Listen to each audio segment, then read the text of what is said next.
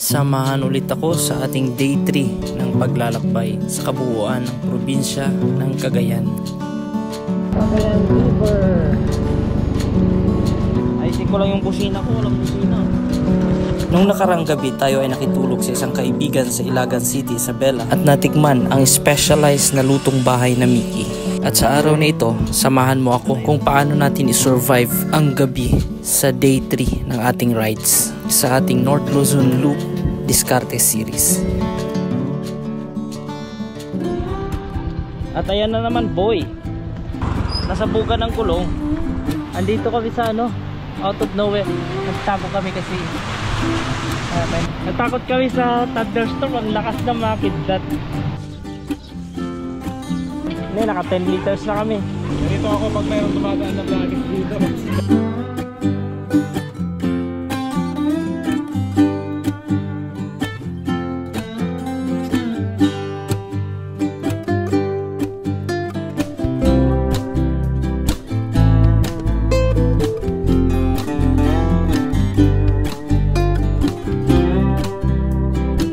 Pakita ko lang sa inyo kung saan tayo sa part ng Claveria. Yan yung location natin. Magbabago. Ganda pala talaga dito sa Kaway. 1,206 kilometers run. So ang goal natin sa biyahe na ito, hindi tayo gagastos kahit piso, na manggagaling mismo sa bulsa natin. Tayo ngayon ay palabas na dito sa Barangay Marana 2nd, Ilagan, and papunta ho tayo ng Kabagan. I mean Tumawini, kasi meron hong kumontak sa atin doon. Pero kung as usual, pag hindi ho maharap na magpadaan sila, ay didiretso ho tayo sa Cagayan. May tatlo tayo sa Solana, at yung dalawa hindi ko alam kung anong pang-address. Kukontak pa rin natin during this ride. So welcome back dito sa ating third day. Pangatlong araw ho natin ito sa ating Diskarte Series rides. Mula sa day 1, dalawang beses pa lang tayong nagpagas. Una ay doon sa CLSU in Muñoz, somewhere in that place. Nagpagas tayo doon ng 214. Nagpa full tank tayo. Then pangalawang full tank natin, 230 pesos sa Petron, somewhere in Santiago City, Isabela. And now, meron pa tayong lagpas kalahati na gasolina ang natira. So marami pa. Yun lang ang nagastos natin. And take note, hindi ho yun galing sa ating bulsa before this ride. Yun ho ay kinita natin, no? Habang tayo dumidiskarte. Tumawini. Sa ngayon ay nasa Tumawini kami, yung Centro Mall here in Tumawini, Isabela. May gagawin ako dito. Dito daw siya magtutuloy. Dali niya sa sasakyan dito sa gilid ng daan. Anong drone? Pahinga muna kami, merienda. Tapos habang nagmi-merienda, papatuyo kami na aming damit. Dito lang yan, approaching sa Kabagan, Isabela. Tapos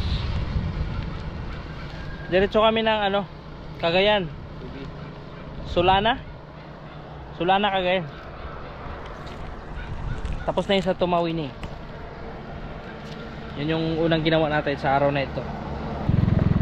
Bali, galing tayo ng Kabagan going to Solana, Cagayan. Dito tayo tumaan via Santa Maria. At ito, matagal na sigurong ginagawa ang tulay na yan. Nasa taas yung para ma-bypass or ma-daanan itong Cagayan River. So tatawid tayo sa Cagayan River, mga kaibigan. At dito tayo sa baba, yung old na tulay. Sa palagay ko, matagal nang inumpisahan yung bridge na yan kasi kinakalawang na halos nasa ilalim ka. Hindi, iba yun. Galing yun ng ano, Santo Tomas, papuntang Kabagan. Ito naman, Santa Maria Kabagan. One way. Cagayan River. Tawid tayo dito sa Cagayan River. Siguro pag yung malakasan talagang ulan at bagyo ay hindi ka pwedeng dumaan dito. Kaya ganito yung tulay na ito, sinadya para pag mataas yung tubig mag-overflow siya. Delikado rin, no? Mag-drive ka ng lasing as gabi, pwedeng malaglag dyan. Ang lawak ng Cagayan River, no? At ito yung pinakamahabang ilog sa buong Pilipinas, Cagayan River. To the extent na pwede kang mamangka, no? Mula Vizcaya hanggang sa Cagayan, sa karagatan ng norte sa Cagayan ay doon ang bagsak ng tubig ng dumadaloy dito sa Cagayan River. Lawak. One way lang talaga ito line na yun. Welcome to Santa Maria Isabela. Napakasimple ng bayan na ito. And yung mga bahay dito, mga kaibigan, may mga second floor daw talaga sila, in the sense na kapag umapaw ang Cagayan River, talagang binabaha, no? Ito yung mga nababalitaan natin na talagang binabaha kapag umaapaw ang Cagayan River. Kaya yung mga bahay may mga nakaabang na second floor, at karamihan nakikita namin ay simentado yung kanilang roofing sa taas. May purpose daw pala yan, para ho matigas at kayang bumuhat ng mga gamit if ever na bumaha, at maghakot sila ng gamit papunta sa itaas.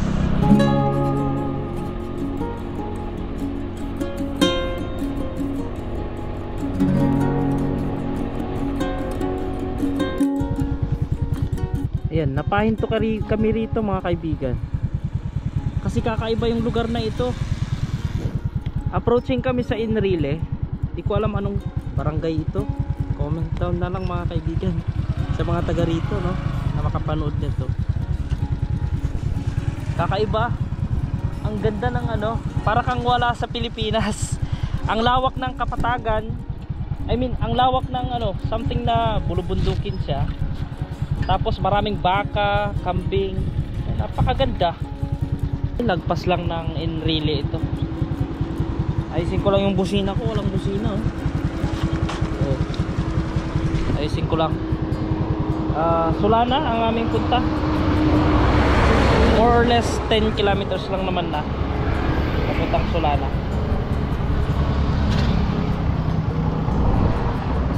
Ang galing dito sa Sulana, mga kaibigan, kasi marami pa tayong makikitang ano, kalesa. Pero marami pa rin ang tricycle. Mabibila kapag nakakalesa din ang ito. Ito pa sa kanan. Ayun pa, mga kalesa. Dati pag nakakalesa rito, ano? Ang galing naman.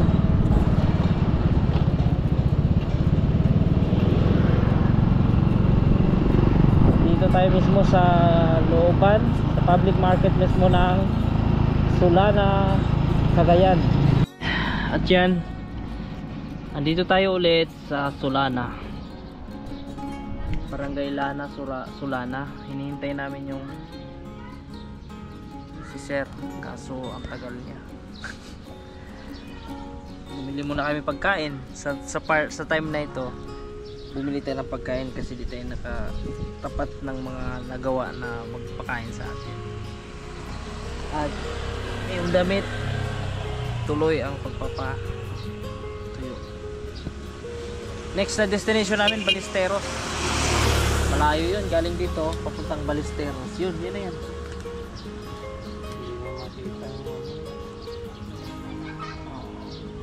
natin alam pa kung ilang kilometers yan pa Ballesteros. Alas 2 na ng hapon. Mahirap na.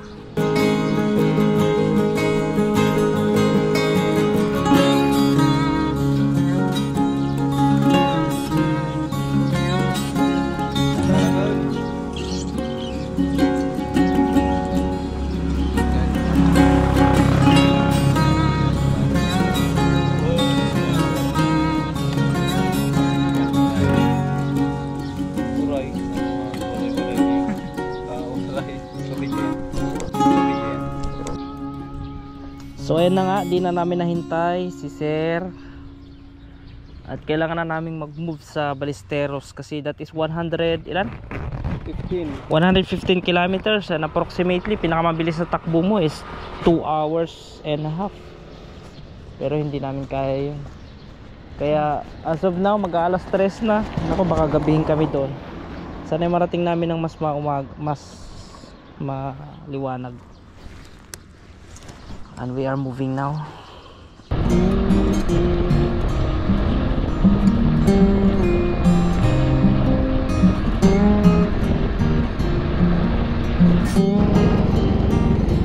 Cagayan River.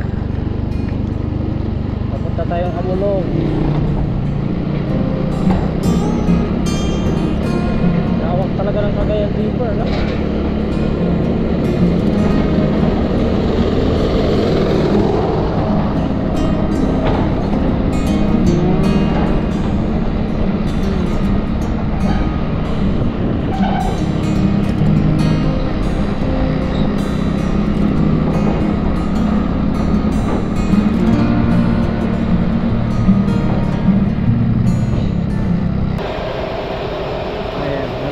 Tayo ulit dito sa Alcala, Cagayan.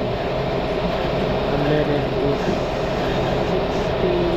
63.85 ang presyo. Ayan, 230 yung gastos natin, pangatlong pagas natin, full tank dito sa Alcala, Cagayan. Ayan, mula sa Pangasinan, no, hanggang dito sa Alcala, Cagayan na nabiyahin natin sa mga ikot-ikot na ginawa natin. Naka 563 kilometers na tayo mga kaibigan. So 563 kilometers para sa third day natin dito sa North Loop Discarte Series. Welcome to Gataran. Gataran mga kaibigan, ang pahingahan ng mga riders. Alright, Ilocos, papaperir pa rin. Ilocos tayo. Alright, we're here now. Bridge Magapit Bridge, the swing bridge. Grabe, lalaki ng kable, oh. Wow, so nice. Ang huling pagdaan natin muli sa Cagayan River.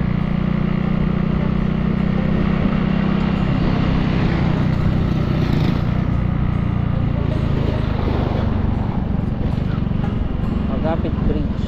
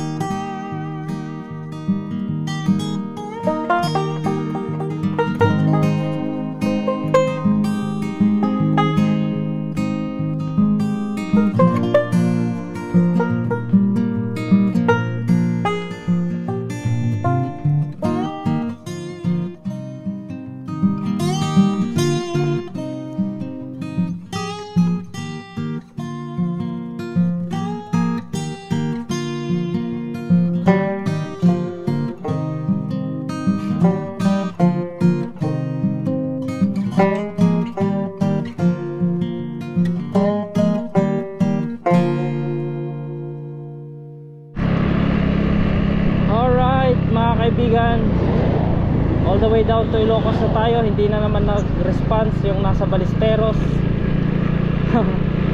Ganyan talaga, okay lang. At mag-alas 6 na mga kaibigan, diretso tayo ng Ilocos. Maghanap tayo ng matulugan.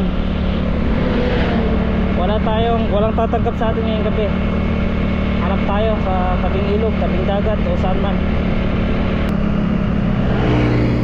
At yan, medyo hindi tayo minute ng mga naka-schedule dito, no?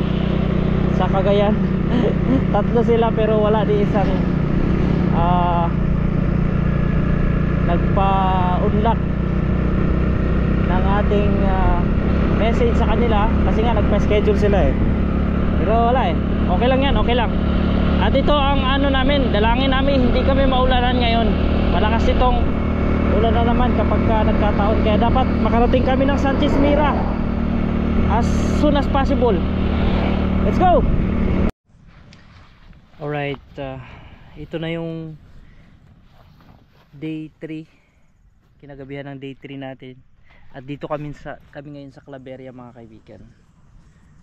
Ayan, nagsaing na kami dahil wala naman tayo, hindi tayo pinalad ngayon sa mapag-iistihan natin.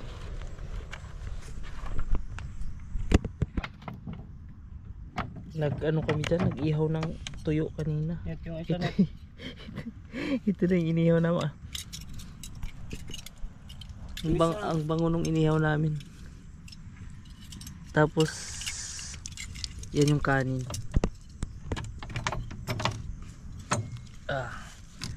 Wow. Yan yung hapunan namin ngayon as of 9 PM. Dumating kami dito sa area. Hindi ko alam kung anong lugar ito, basta dito sa Claveria, malapit sa viewpoint. I mean view deck, yung dyan sa madadaanan. Sa Maharlika lang din. At ito yung mga motor namin. So ang total ng nagastos natin ngayong araw na ito, kaninang tanghali kumain tayo, nagastos natin ay 140. Bali 4 na rice tapos 2 ulam. Then ngayong gabi bumili kami ng bigas, tubig, tuyo, yung fresca. Gumastos naman kami ng magkano total? 180 pesos. Okay, ito na yung mga matatag na mga kasama ko. Si Elmer, mga kapatid. At ito lang yung dala namin, kutsara. Aldero lang. Tapos lighter. Saan kami kakain? Anong gagamitin namin? Karton yung gagawin namin pagpaplatuhan. So kita ulit bukas, kita tayo ulit. Papanggasinan na siguro kung kaya natin hanggang bukas. Gawin natin yung best natin. Salamat sa mga hanggang sa part na ito ay nanonood pa rin. Thank you sa inyo. Meron na pala tayong sticker, no? Yan, no? Eli Motor sticker. Kaya yung motor ko wala, both side mirror na may mga sticker. Ayan, no? Pagka kung sino yung madaanan natin, bigyan natin ng sticker. Yung mga gusto ng sticker din naman. Ayun lang mga kaibigan, no? Thank you sa mga laging nanonood hanggang dito. I hope nag-enjoy kayo sa video ko sa ating North Loop Diskarte series kasama ang aking mga kapatid. Ayan, good morning. So di namin nakalain na ganito pala kaganda yung aming magigisnan. Ganyan pala kaganda. Napaka ganda. Sarap ng tulog namin. Kaso nagigising-gising ako nitong ubo. Bigla akong inubo eh. As of 5 AM in the morning, hindi pa sumikat ang haring araw. Pero maliwanag na dito. At kami ay magre-ready na. At tayo ay aalis na mga kaibigan. Pero gusto ko ipakita sa inyo yung dulo niyan. Napakaganda.